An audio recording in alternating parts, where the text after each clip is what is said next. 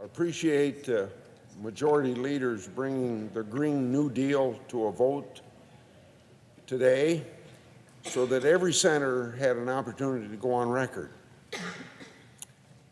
I voted no.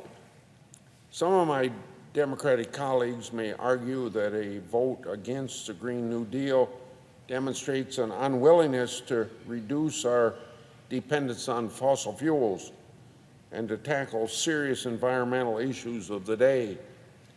But nothing could be further from the truth. Contrary to popular belief, the United States is not a bad actor on the world stage. The United States has reduced our carbon emissions by 758 million metric tons per year since 2005. This is the largest decline of any country in the world. Meanwhile, China and India's carbon emissions have grown. According to the U.S. Energy Information Administration, the United States' consumption of biofuels and other renewable energy has more than doubled from 2000 to 2017. The United States will only continue to increase renewable energy consumption through 2050 as we see more investment in wind, solar, biomass, geothermal, and other alternative energies. So let's be very clear. A no vote on the Green New Deal is a vote against a government takeover of our economy that would stifle economic growth, bankrupt our nation, and endanger the prosperity of all Americans. A no vote is a vote in favor of continuing an open and free economy that has made America the richest country in the world. And we find that the best way to do environmental improvement is to use the wealth of a nation to accomplish that goal. And a nation becomes more wealthy, the more apt they are to have the ability to protect the environment. The fact is that the Green New Deal is wholly unrealistic in its goal of obtaining net zero carbon emissions within 10 years. We're not going to be successful at reducing our dependence on fossil fuels and lowering our carbon emissions through virtue signaling. And that is all the Green New Deal boils down to, virtue signaling. It is all lofty goals and aspirations with no concrete plan or concern as to its feasibility. It is easy to support a vaguely worded, non-binding resolution calling on the federal government to accomplish certain goals. But guess what? That's us, we in the Congress. Congress is part of the federal government with the responsibility under our Constitution to write the laws. If members of Congress have concrete ideas about what the federal government should be doing, they should introduce real legislation detailing who should do what to accomplish these goals. Instead of a green dream, as Speaker Pelosi called the Green New Deal, we need to focus on common sense, bipartisan approaches that have an actual shot at making a difference. In other words, a resolution is a resolution. It's not a law. It doesn't accomplish anything. It states out these goals that we ought to seek, but nobody's come forth with a concrete plan to accomplish those goals. Cutting taxes is an effective way to encourage positive, environmentally conscious ways to produce electricity and fuel. This is what I have sought to do as a leader on renewable and alternative energy production for decades now. I was the original author of the production tax credit for wind energy in 1992. It won me an award of Father of the Wind Energy. Now, I suppose, 25 years later, I'm the grandfather of the wind energy approach.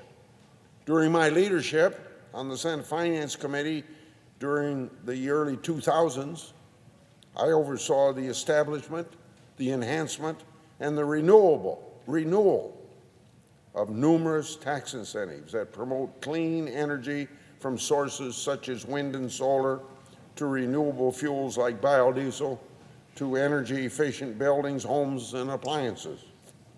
Unlike the aspirational goals of the Green New Deal, these proposals I've been a part of are real, proven, bipartisan actions that I helped shepherd into law to make the United States more energy independent and, at the same time, improve our environment.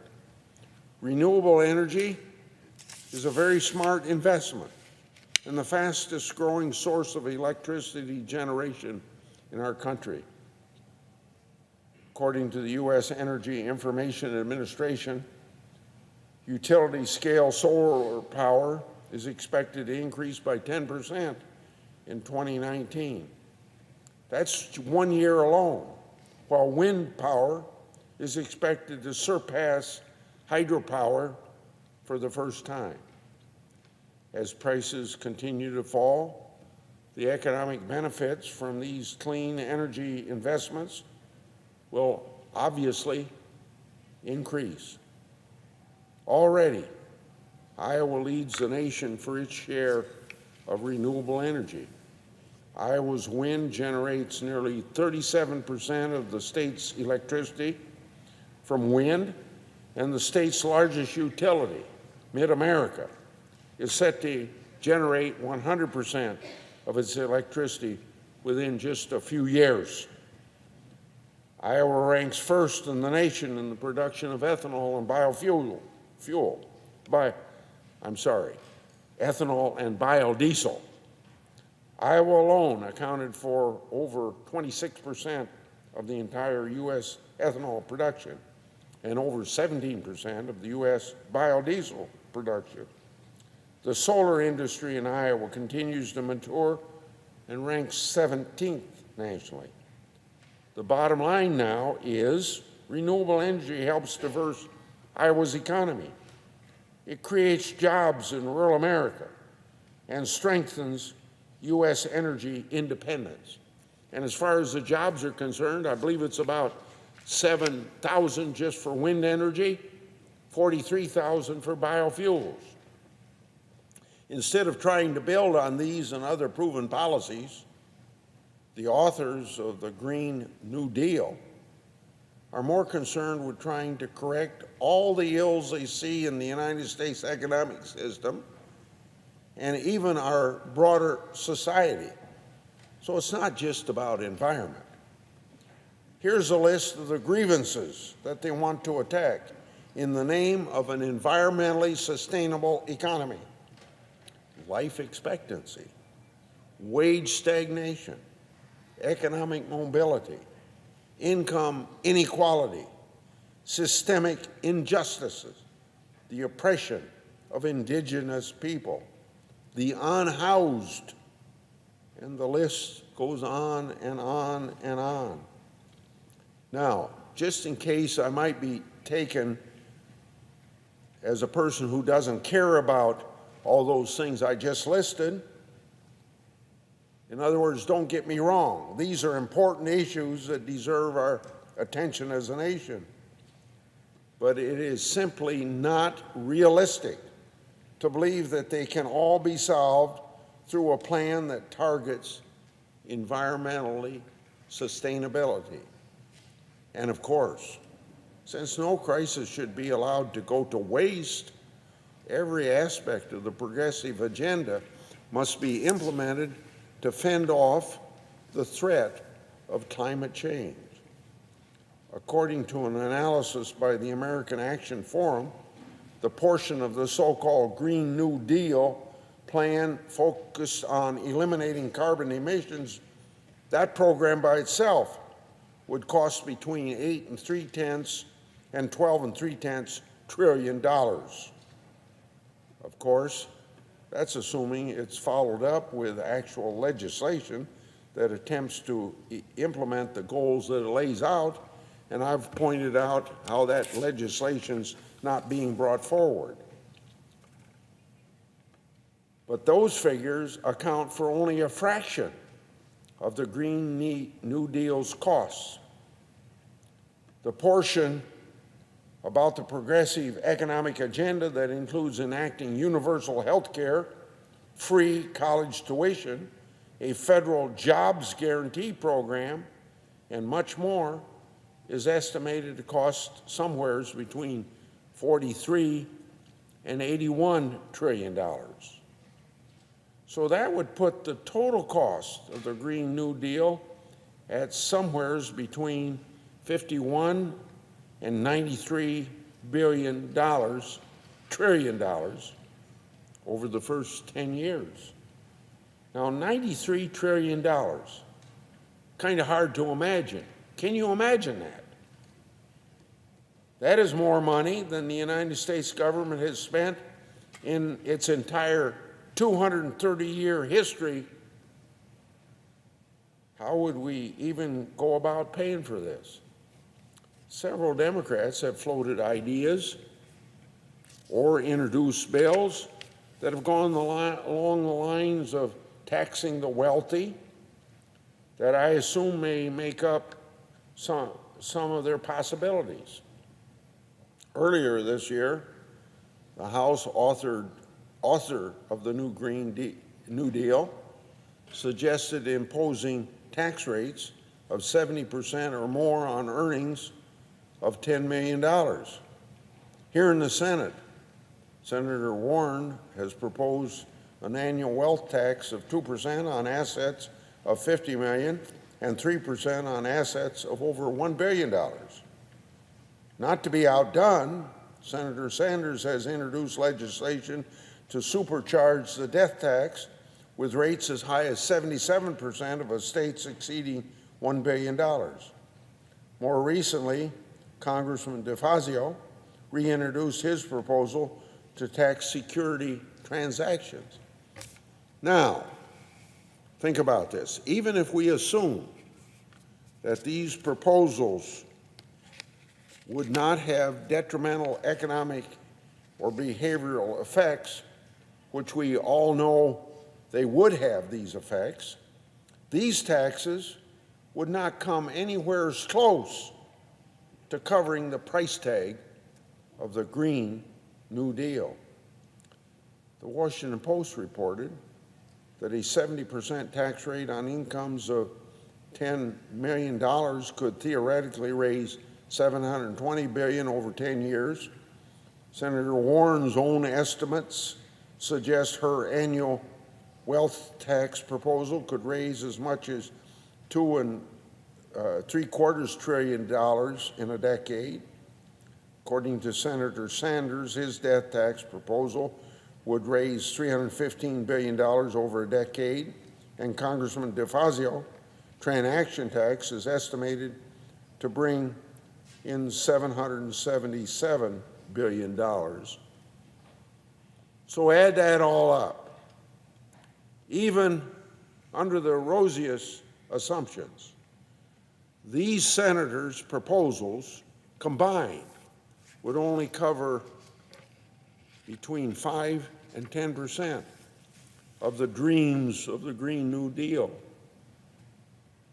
The fact is, there are not enough millionaires and billionaires in the United States to cover the price tag. So eventually, they start taxing the middle class. So this reminds me of when you think about these socialist ideas, reminds me of former United Kingdom Prime Minister Margaret Thatcher's wise observation, and I quote now. According to Margaret Thatcher, the trouble with socialism is that eventually you run out of other people's money. That's the end of the quote. Many of the Green New Deal backers appear to realize this and have even suggested that offsetting its cost is unnecessary. According to these authors of the Green New Deal, it can be paid for simply by printing more money. Yes, you heard me right. Printing more money. Their solution is the same as what has been tried by every bankrupt third world country around the world. Just crank up the printing presses. The poster child for this fantasy in the world is, today at least, is Venezuela, a country rich, great economic vitality in the 1970s, probably even sooner than the 1970s. But that economy has been driven into the ground by socialist policies, financed in a large measure by churning out currency, leading to multi-million% inflation rates. I hope now that senators have had an opportunity to go on record in support or opposition to the resolution, the nonsense that is the Green New Deal will be put to rest. Hopefully, we can all now rally around sensible, proven policies to secure our energy independence and to improve the environment. And from my point of view, that's the United States continuing on the success we've already had, but standing as an example for China, India, Indonesia, Brazil, and other countries.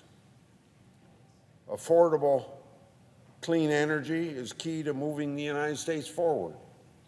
A good starting point would be to enact tax extenders legislation that I introduced last month with Ranking Member Wyden. This legislation would extend nearly a dozen separate, practical, and proven incentives for renewable energy and energy inefficiency. Investing in alternative forms of clean energy is good for the environment, good for national security and energy independence, good for job creation, particularly in rural America. It's good for economic development, and surely good for the taxpayers. And it's obviously good for attacking climate change. I yield the floor and suggest the absence of a quorum.